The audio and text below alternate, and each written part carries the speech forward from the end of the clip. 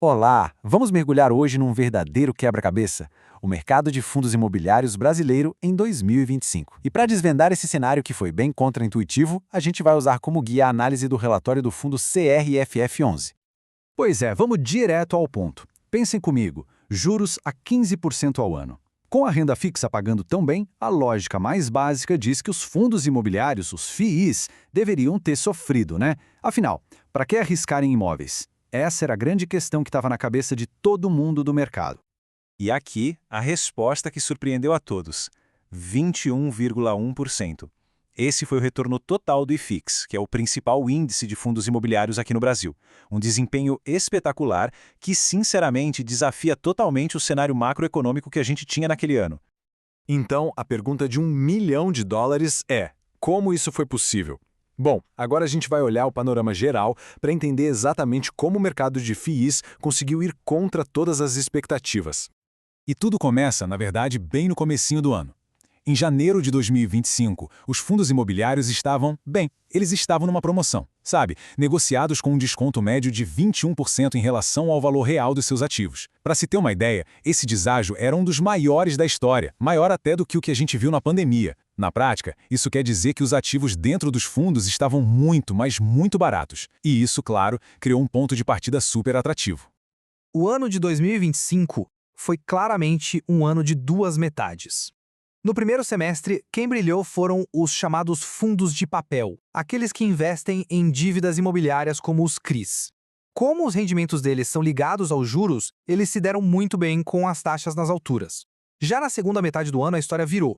Os fundos de tijolo, que são donos dos imóveis físicos, e os fundos de fundos, os FOFs, simplesmente dispararam. O motivo? A expectativa de que os juros iam começar a cair. E o resultado final do ano mostra isso direitinho. Olhando o acumulado, os fundos de fundos foram os grandes campeões, com retorno de 22,3%. Eles conseguiram superar tanto o índice FIX quanto os fundos de tijolo. Foi uma jogada de mestre. Souberam aproveitar os dividendos gordos dos fundos de papel no início e depois surfaram a onda de valorização dos fundos de tijolo no final do ano. Certo, agora vamos sair um pouco do mercado financeiro e olhar para a economia real. Porque essa recuperação toda não foi só especulação, não. Pelo contrário, ela foi totalmente alimentada por fundamentos muito sólidos no mercado físico de imóveis. Dá uma olhada aqui no setor corporativo. A taxa de vacância, ou seja, o tanto de espaço vago em escritórios de alto padrão em São Paulo, despencou. Caiu para 15,8% no terceiro trimestre. Esse foi simplesmente o menor nível em 5 anos. Fica claro que a demanda por escritórios de qualidade estava a todo vapor. E essa mesma história se repetiu no setor de logística. A vacância em galpões de alto padrão em nível nacional também teve uma queda brusca, fechando o terceiro trimestre em apenas 7,41%. A procura por esses espaços, muito impulsionada pelo e-commerce e pela indústria, continuou superaquecida. E o mais interessante é ver como essa demanda toda se refletiu nos preços.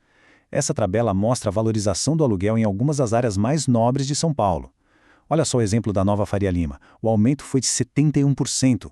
Isso entre o fim de 2021 e o terceiro trimestre de 2025. A inflação no mesmo período foi de mais ou menos 20%. Ou seja, foi um ganho real e expressivo. E olha, teve até uma surpresa positiva vinda do setor de shoppings. Mesmo com o câmbio pressionando alguns índices de reajuste, o consumo das famílias estava tão forte que os shoppings conseguiram crescer tanto no resultado operacional quanto na receita de aluguéis.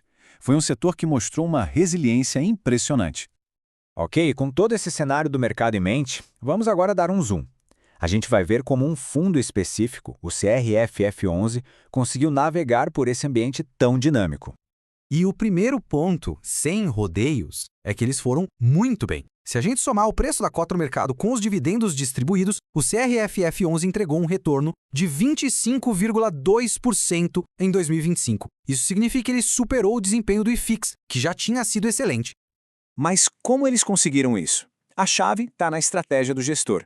Nas palavras dele, o foco em 2025 foi aumentar a receita recorrente, e para isso, eles alocaram dinheiro em fundos com teses mais conservadoras e com ativos de altíssima qualidade. Resumindo, foco total em qualidade e em gerar renda constante. E aqui a gente vê essa estratégia na prática. A tabela mostra as principais movimentações da carteira. Do lado dos investimentos, uma aposta forte em fundos de CRI, como o RBR11 e o MCII11. Já do lado das vendas, eles realizaram lucros em fundos ligados a varejo e shoppings, como o GRI11 e o XPML11. Isso mostra uma gestão bem ativa, sempre de olho nas melhores oportunidades do momento. No final das contas, a carteira do fundo fechou o ano com essa cara aqui. É uma alocação bem diversificada, com um peso grande em CRIs, para garantir aquela renda recorrente, e também uma exposição forte aos setores de logística e shopping, que estavam super bem posicionados para se beneficiar da recuperação da economia. Tudo isso nos leva à nossa última parte. Depois de um ano tão forte como foi 2025, a pergunta que não quer calar é: e agora? O que esperar de 2026? Onde é que está a oportunidade, na visão do gestor? Bom, a tese principal é o seguinte: mesmo depois de toda essa alta em 2025, ainda existe uma lacuna de avaliação bem grande no mercado. Traduzindo, os gestores acreditam que os fundos imobiliários e a cota do CRF11 em particular ainda estão baratos. Vamos construir esse raciocínio em 3 passos para ficar bem claro. Primeiro passo, o preço atual da cota na Bolsa de Valores, R$ 73,44 é o valor de tela. Segundo passo, o valor patrimonial da cota, que é de R$ 86,16. Esse valor já reflete o preço de mercado dos fundos que estão dentro da carteira do CRFF11. Percebe que já aqui existe um desconto? É uma primeira camada de oportunidade.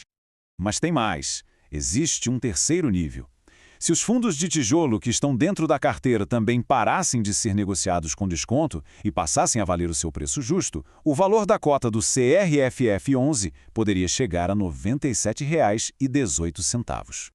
E aí é que está o pulo do gato. A diferença entre o preço que a gente vê na tela hoje e esse valor potencial, bom, a conta chega num upside de 32,3%. É um potencial de valorização bem expressivo, né? E para fechar essa tese, tem mais um dado que a fortalece. Esse gráfico mostra a diferença entre o que os FIIs pagam de dividendo e os juros dos títulos públicos. No final de 2025, esse prêmio de risco estava em 4,3%, acima da média histórica. Isso quer dizer que, mesmo com os juros lá em cima, os FIIs ainda ofereciam um retorno extra bem atrativo.